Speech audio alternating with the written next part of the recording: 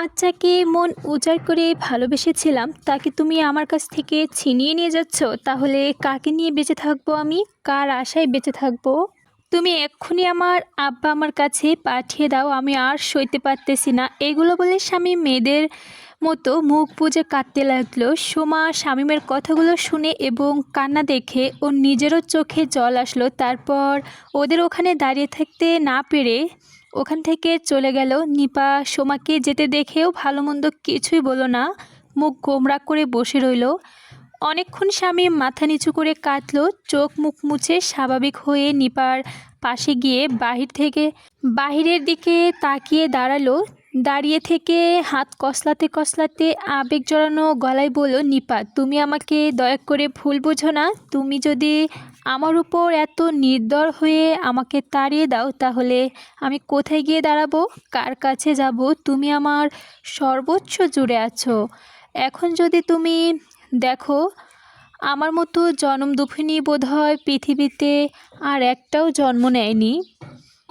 আমি এমনই দুঃখে জন্মের পর বাবা মাকে হারিয়ে এতিম হয়ে গিয়েছি, তারপর এসে খালাম্মার দয়ায় এ পর্যন্ত এসেছি। মাঝে মাঝে মা বাবাকে হারানোর জন্য অনেক কষ্ট হয়, এর ভিতরে আমার জীবনে তুমি পূর্ণিমার চাঁদ হয়ে আসলে। তারপর বাবা মা হারানোর ব্যথাটা একরকম ভুলে গিয়ে তোমাকে স্বপ্ন দেখতে লাগলাম এবং এখনও দেখছি। এখন যদি তুমি আমাকে ভুল বুঝো তাহলে আমার স্বপ্নগুলো ভেঙে চুরমার করে দাও, তাহলে আমি আর বাঁচবো না, অকালে ধ্বংস হয়ে যাব।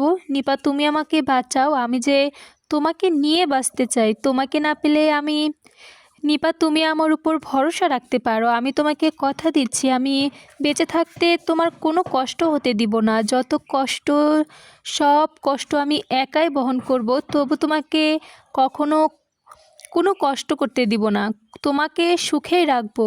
তুমি পাশে থাকলে কষ্টটাকেও সুখ মনে হবে আমার কাছে। আমার লক্ষ্মীটি, তুমি আমাকে ভুল বুঝে তাড়িয়ে দিও না। শুধু একবার বলো আমাকে তাড়িয়ে দিবে না, জীবনের সাথী করে নিবে। তাহলে আমি কালকেই তোমাকে নিয়ে আমার স্বপ্নে বাস্তবায়ন করে ফেলবো। আজ তোমাকে আরও একটু সুখবর জানাবো, যা তুমি শুনলে খুশিতে আত্মহারা হয়ে যাবে। তোমার স্বামী এ কী করেছে? এই কথাগুলো বলে শামীম ঘাড় ঘোরাতে ঘোরাতেই দেখে নিপা পাশে নেই। তারপর অনেকক্ষণ ঝিম খেয়ে দাঁড়িয়ে রইল।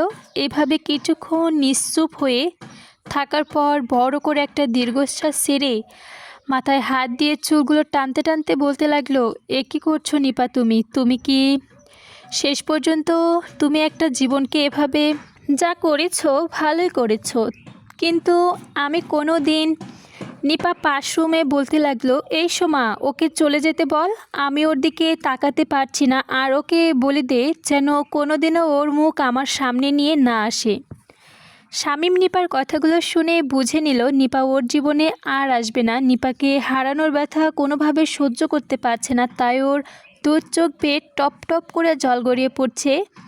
হঠাৎ খেয়াল হলো এ কী করছে ও। তারপর হাত মুখ মুছে স্বাভাবিক হয়ে বলল, নিপা তুমিও আমাকে ভুল বুঝে তোমার জীবন থেকে চিরদিনের জন্য সরিয়ে দিলে, কিন্তু যে দিন তুমি আমাকে সত্যিকারের চিনতে পারবে ওই দিন দুঃখ ছাড়া তোমার কিছুই থাকবে না। তখন হয়তো আমি, যাই যাই করেছো ভালোই করেছো, সারা জীবন তোমার সুখ কামনা করছি, আজও তোমার সুখ কামনা করি, তুমি সুখে থাকো। আমি না হয়, এই কথাগুলো বলে মুখ ঢেকে তাড়াতাড়ি করে রুম থেকে বেরিয়ে পড়ল শামীম। সোমাদের ড্রয়িং রুমের বাম দিকে জানালা দিয়ে সামনের রাস্তায় শেষ প্রান্ত পর্যন্ত দেখা যায়। সোমা শামীমের যাওয়ার পরপরই পাশের রুম থেকে দ্রুত এসে ড্রয়িং রুমের বাম দিকে জানালা পর্দাটা সরিয়ে শামীমের যাওয়ার দিকে উৎকণ্ঠভাবে তাকিয়ে রইল। শামীম দ্রুতভাবে হেঁটে যাচ্ছে, ডানে বামে কোনো দিকেই তাকাচ্ছে না। এদিকে নিপা ওর পাশে এসে দাঁড়ালো।